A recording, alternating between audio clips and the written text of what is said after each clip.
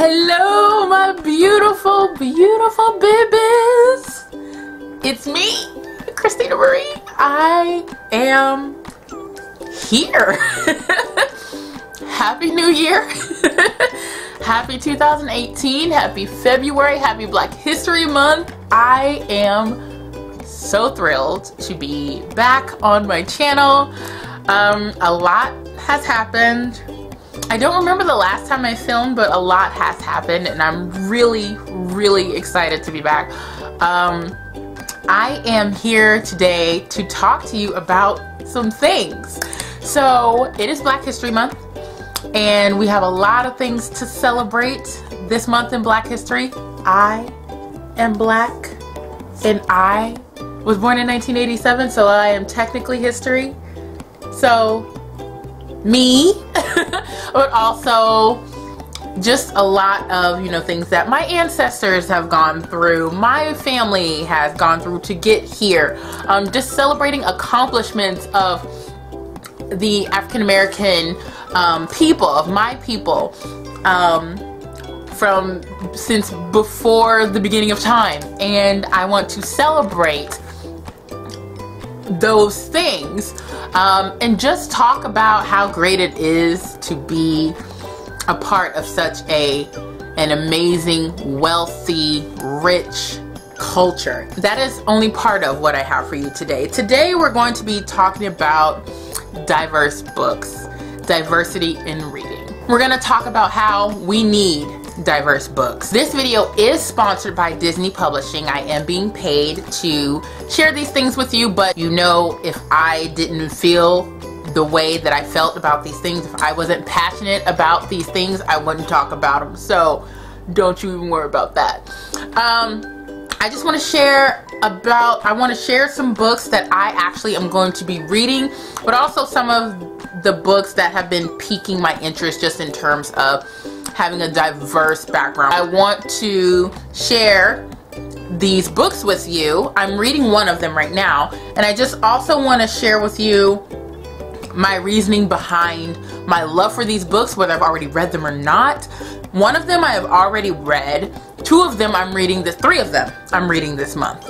And so I just want to talk to you about these books, tell you why I'm excited about them or what I loved about them, to hopefully inspire you to pick them up yourself.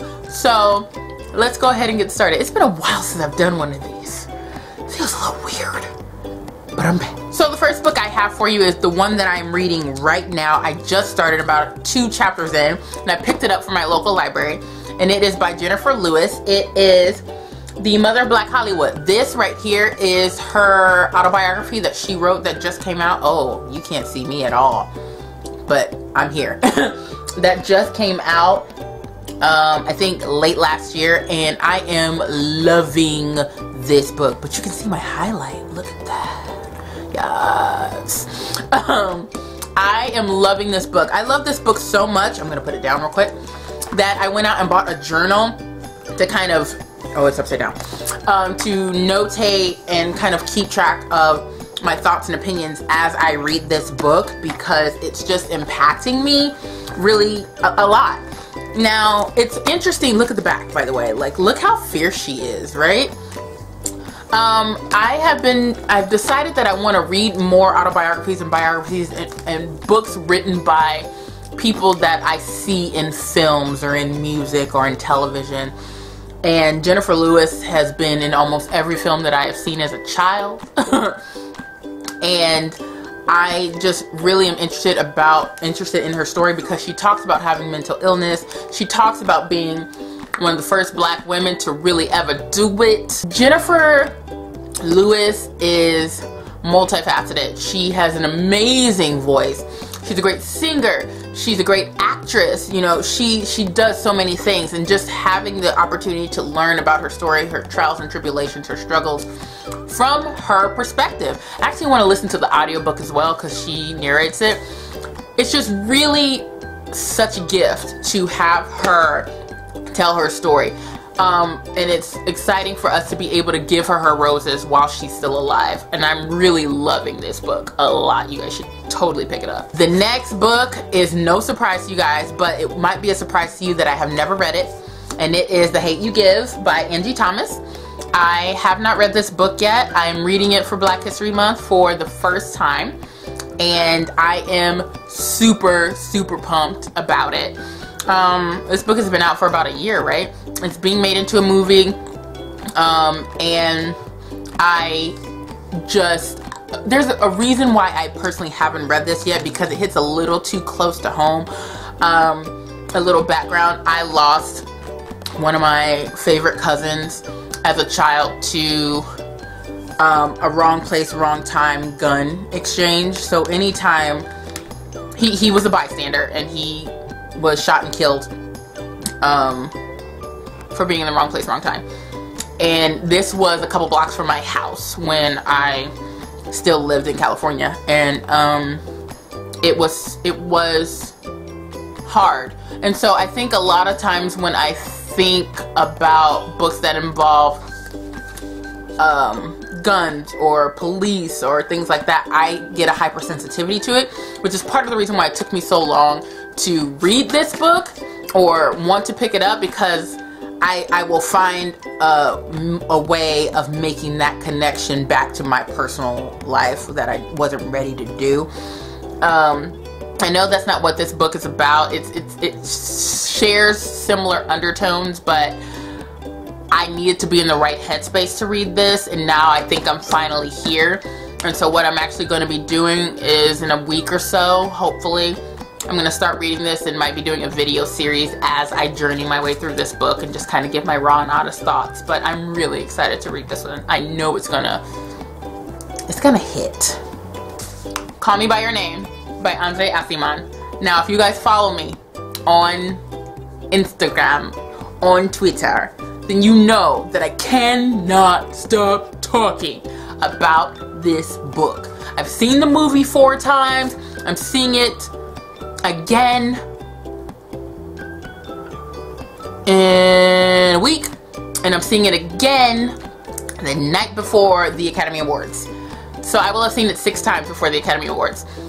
This story moved me to the point of just, it's a slow burn. I remember it's a slow-paced book. I'm gonna just hold one up. Original copy. It's a slow-paced book. Like, you really have to get to know the characters through this book. Let me tell you what it's about. So basically, at the most basic level, it's a gay romance. But it's so much more than that. It's really a book that has no antagonist except the tragedy of love. Like, that is the antagonist. It is a story that is gut-wrenching, a story that even if you were not gay, lesbian, bisexual, pansexual, anything, even if you aren't any of those things, you still find a way to connect to the human heart through this book. And I can't stop thinking about it. There are a couple of moments in this book that I had to stop reading and step away, because there are moments that I have to process through my entire being, because they are just such impactful, powerful instances in this book. The movie and the book pace each other so well. I have never in my life seen a film that matches the pace of the book. And if you haven't seen the movie, if you haven't read the book, you know you better read the book first, because it's what you do. Read the book. You are in for a treat. You really, really are in for a treat. Like, my heart with this film and this book. My heart. And finally, the day that I'm filming this is actually the release day for this particular book. This is a book that I've had for a few weeks now. It's been on my most anticipated reads of 2018, just because I try to support authors of color, but also I try, when I see a Black author do fantasy, do paranormal, I am just like, huh? Oh, you Black unicorn, you. And I just get so excited because growing up, I didn't really see a lot of black female authors, but I also didn't see a lot of black female fantasy or paranormal authors. And I get that experience with this book, and I don't even know how to process it. I'm so excited. And it is The Bells by Dhonielle Clayton. I cannot even begin to tell you how excited I was for this book.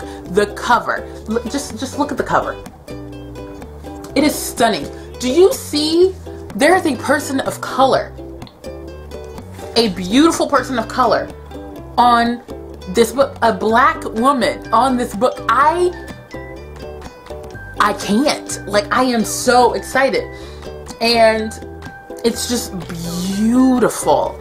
Now, I'm gonna read to you what the book is about from my phone because I'm not good at really summarizing books that are more fantasy / paranormal.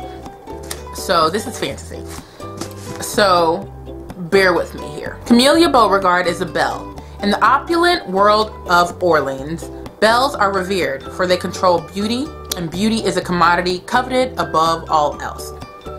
In Orleans, the people are born gray, they are born damned, and only with the help of a belle and her talents can they transform and be made beautiful. But it is not enough for Camellia to be just a belle. She wants to be the favorite, the belle chosen by the Queen of Orleans to live in the royal palace, to tend to the royal family and their court, to be recognized as the most talented belle in the land. But once Camellia and her belle sisters arrive at court, it becomes clear that being the favorite is not everything she always dreamed it would be. Behind the gilded palace walls live dark secrets, and Camellia soon learns that the very essence of her existence is a lie, that her powers are far greater and could be more dangerous than she ever imagined. And when the queen asks Camellia to risk her own life and help the ailing princess by using belle powers in unintended ways, Camellia now faces an impossible decision. With the future of Orleans and its people at stake, Camellia must decide: save herself and her sisters in the way of the belles, or resuscitate the princess, risk her own life, and change the ways of her world forever. I'm so excited. I am so excited. Okay, so some details. I'm gonna tell you when the book comes out. I don't know why I'm narrating that right now. The book comes out today. Today is February 6th, so it's out right now.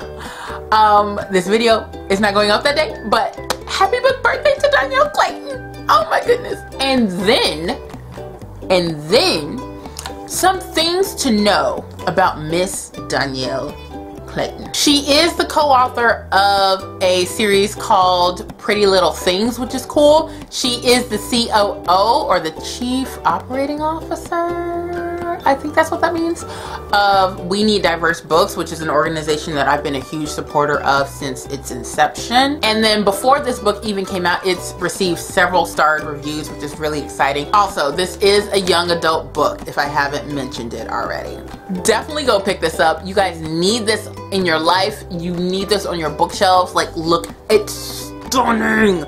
I'm just really excited for Dhonielle to finally have this baby out there for us to just really consume it with our being. And I'm just so excited because it's so important, you guys, and you guys know this. I've talked about it before in videos.